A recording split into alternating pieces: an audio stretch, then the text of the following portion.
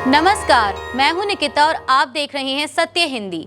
एक नजर डालते हैं अब तक की सुर्खियों पर। कांग्रेस किसान महाचौपाल में राहुल गांधी का तीखा हमला, जनरल नरवणे की किताब में सच, संकट के वक्त पीएम मोदी गायब, राहुल गांधी का प्रधानमंत्री को चैलेंज, अगर दम है तो भारत अमेरिका व्यापार समझौते को रद्द करके दिखाएं। कांग्रेस नेता राहुल गांधी ने आज भोपाल में केंद्र की मोदी सरकार और प्रधानमंत्री मोदी पर जमकर निशाना साधा।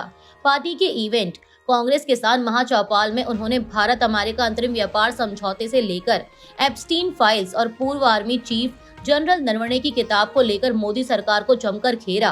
अपने भाषण की शुरुआत में राहुल गांधी ने जो उचित समझो वो करो की पूरी कहानी बताते हुए कहा कि मैंने संसद में पूर्व आर्मी चीफ जनरल नरवणे जी की किताब पर बात रखनी चाहिए, लेकिन मुझे बोलने नहीं दिया गया। संसद में राष्ट्रपति के अभिभाषण के बाद पहला स्पीकर लोकसभा का एलओपी होता है, लेकिन हिंदुस्तान के इतिहास में ऐसा पहली बार हुआ कि लोकसभा में नेता विपक्ष को बोलने नहीं दिया गया। उन्होंने कहा कि नरवणे जी ने अपनी किताब में लिखा है कि चीन के टैंक भारतीय सीमा की तरफ आ रहे थे।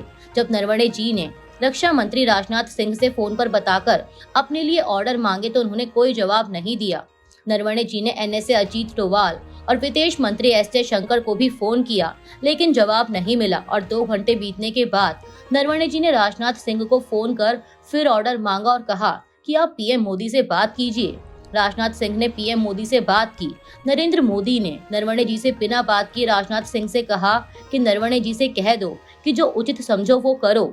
राहुल ने कहा कि नरवणे जी ने अपनी किताब में लिखा है कि उस दिन हिंदुस्तान की सरकार और प्रधानमंत्री ने उन्हें और सेना को अकेला छोड़ दिया, यानी जब आर्मी चीफ को ऑर्डर देने और चीन को रोकने का समय आया तो प्रधानमंत्री नरेंद्र मोदी गायब हो गए। राहुल गांधी ने प्रधानमंत्री मोदी पर हमला जारी रखते हुए आगे कहा कि नरेंद्र मोदी कॉम्प्रोमाइज्ड हैं और ये उनकी आंखों में दिखता है। नरेंद्र मोदी ने अपनी छवि और राजनीतिक भविष्य को बचाने के लिए हिंदुस्तान को अमेरिका के हाथों बेच दिया है, लेकिन अब नरेंद्र मोदी बच नहीं सकते, उन्हें कोई शक्ति नहीं बचा सकती। नेता विपक्ष ने पीएम मोदी को चैलेंज देते हुए कहा कि नरेंद्र मोदी को मेरा चैलेंज है, अगर दम है तो भारत अमेरिका व्यापार समझौते को रद्द करके दिखाएं।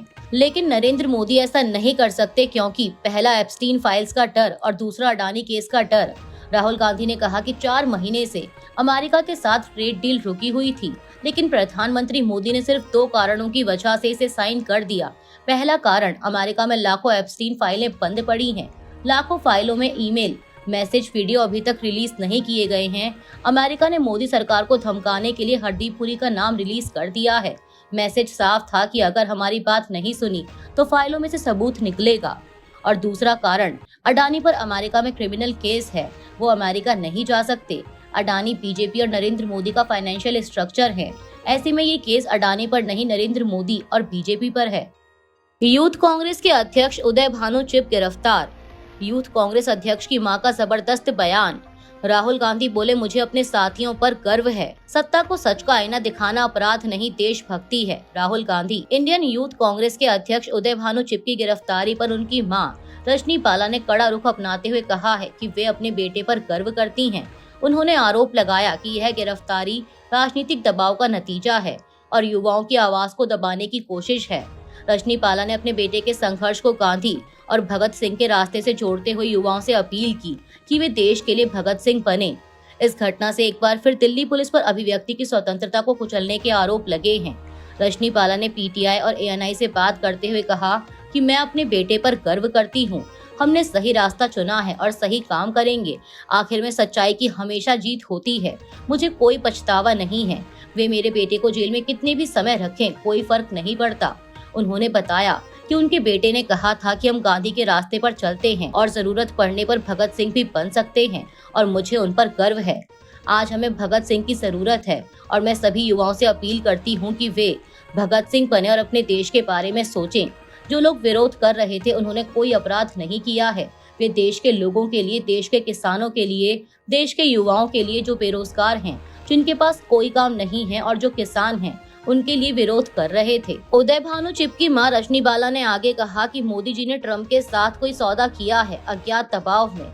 जब कॉमनवेल्थ गेम्स हुए थे तो दुनिया भर से इतने प्रतिनिधि और एथलीट आए थे, तब बीजेपी ने कॉमनवेल्थ गेम्स के दौरान विरोध किया था। जब गलगोटिया यूनिवर्सिटी ने चीन के रोबोट को अपना बताकर शिखर सम्मेलन के पहले दिन पेश किया, दावा किया कि यह उनकी इनोवेशन है, तब हम दुनिया के सामने शर्मिंदा नहीं हुए। मैं अपने बेटे पर गर्व करती हूँ। हमने सही रास्ता चुना है और सही काम करेंगे। आखिर में सच्चाई की हमेशा जीत होती है। मुझे कोई पछतावा नहीं है। वे मेरे बेटे को जेल में कितने भी समय रखें, कोई फर्क नहीं पड़ता। यहाँ तक कि जब भगत सिंह शहीद हुए थे तब ये लोग उनके साथ नहीं थे। जो आज सत्ता में हैं, वे उनके खिलाफ। उदय भानु चिप की गिरफ्तारी के बाद नेता विपक्ष राहुल गांधी ने एक्स पर लिखा कि शांतिपूर्ण विरोध हमारी ऐतिहासिक धरोहर है। यह हमारे खून में है और हर भारतीय का लोकतांत्रिक अधिकार है।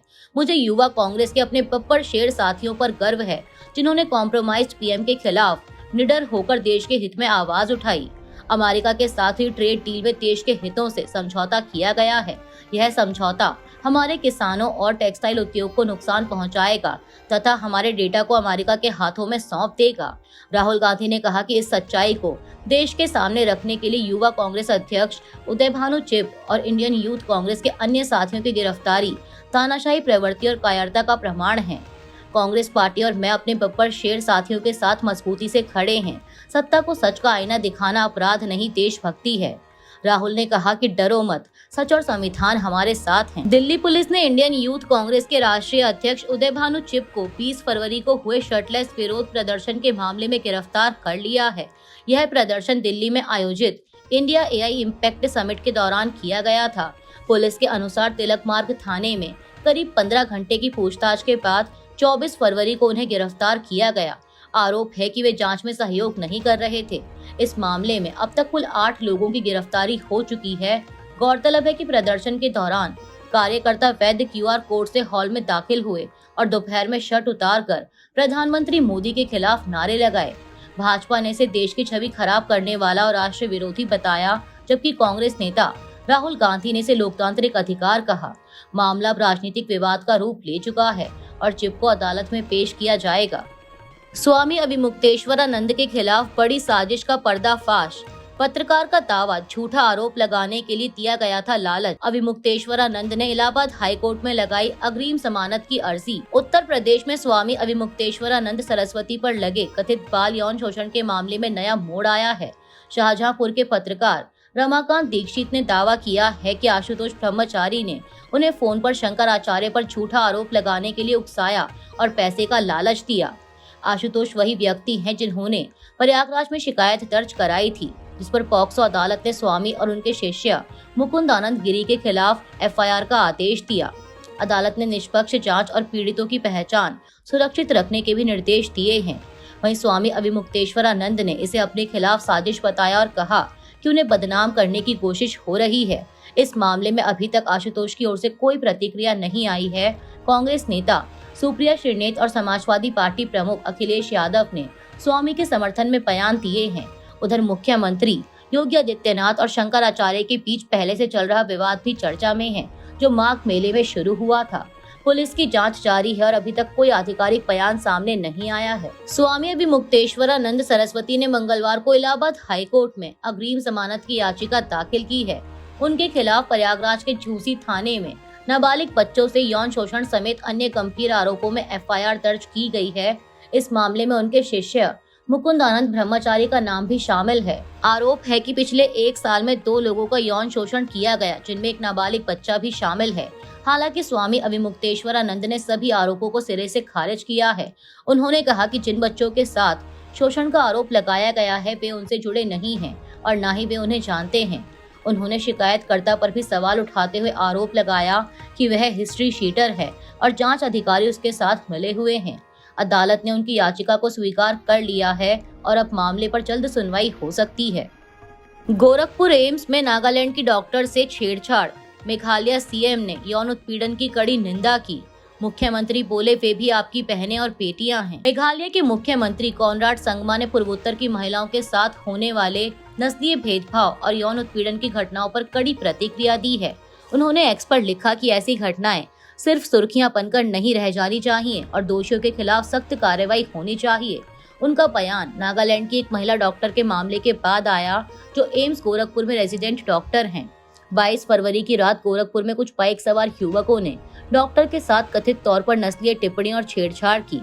गोरखपुर सिटी के एसपी अभिनव त्यागी ने बताया कि संबंधित धाराओं में केस दर्ज कर लिया गया है। पुलिस ने 2 आरोपियों को हिरासत में लिया है और घटना में इस्तेमाल मोटरसाइकिल जब्त कर ली है। आगे की कानूनी कार्रवाई जारी है। मुख्यमंत्री संगमा ने कहा कि किसी भी महिला की मर्यादा भंग करना किसी सभ्य समाज में स्वीकार नहीं किया जा सकता। उन्होंने लिखा कि नागालैंड की रहने वाली और उत्तर प्रदेश के गोरखपुर स्थित एम्स की एक रेजिडेंट डॉक्टर के साथ हुआ नस्लीय और यौन उत्पीड़न बेहद शर्मनाक है। किसी महिला की मर्यादा भंग करना किसी सभ्य राष्ट्र को स्वीकार नहीं होना चाहिए। वे भी आपकी बहनें और बेटियां हैं। मैं अधिकारियों से आग्रह करता हूं कि दोषियों के खिलाफ सख्त कार्रवाई की जाए। केरल का नाम केरलम करने को केंद्रीय कैबिनेट की मंजूरी। प्रधानमंत्री की अध्यक्षता वाली बैठक में लिया गया फैसला। भारत सरकार की कैबिनेट ने केरल का नाम बदलकर केरलम करने की मंजूरी दी है। हालांकि नाम बदलने की प्रक्रिया यहां से केवल शुरू होती है। केंद्रीय कैबिनेट की मंजूरी के बाद भारत के राष्ट्रपति एक बिल केरल की विधानसभा में भेजेंगे ताकि विधानसभा अपनी राय दे सके। यह प्रक्रिया संविधान के अनुच्छेद 3 के तहत होगी। राज्य विधानसभा से राय मिलने के बाद भारत सरकार आगे की कार्रवाई करेगी। इसके लिए राष्ट्रपति की सिफारिश ली जाएगी ताकि बिल संसद में पेश किया जा सके। इस बिल के जरिए राज्य का नाम केरल से बदलकर केरलम किया जाएगा। सुप्रीम कोर्ट का बड़ा आदेश। बंगाल में एसआईआर प्रक्रिया तेज करने के लिए बढ़ेंगे न्यायिक अधिकारी। सुप्रीम कोर्ट ने 24 फरवरी को पश्चिम बंगाल में चल रही स्पेशल इंटेंसिव रिवीजन यानी एसआईआर प्रक्रिया को तेज करने के लिए बड़ा फैसला लिया। सीजेआई सूर्यकांत की अगुवाई वाली विशेष बेंच ने जुडिशियल अधिकारियों की संख्या बढ़ाने का आदेश दिया। यह कदम कोलकाता हाईकोर्ट के चीफ जस्टिस के पत्र के बाद उठाया गया, जिसमें बताया गया था कि 50 लाख से ज्यादा दावे और आपत्तियां लंबित हैं। कोर्ट ने वरिष्ठ और कनिष्ठ सिविल जजों को तैनात करने और जरूरत पड़ने पर उड़ीसा हाईकोर्ट और झारखंड हाईकोर्ट से भी न्यायिक अधिकारियों की मदद लेने की अनुमति दी। कोर्ट ने कहा कि जांच 27 अक्टूबर 2025 के नोटिफिकेशन के आधार पर होगी और आधार व कक्षा 10 के दस्तावेज मान्य होंगे। कोर्ट ने अनुच्छेद 142 के तहत आदेश देते हुए चुनाव की पवित्रता बनाए रखने पर जोर दिया। अभी के लिए इतना ही। बाकी की देश दुनिया की बड़ी खबरों के लिए जुड़े रहिए सत्य हिंदी के साथ। Copyright disclaimer under Section 107 of the Copyright Act 1976. Allowance is made for fair use for purposes such as criticism, comment, news reporting, scholarship, and research. Fair use is a use permitted by copyright statute that might otherwise be infringing.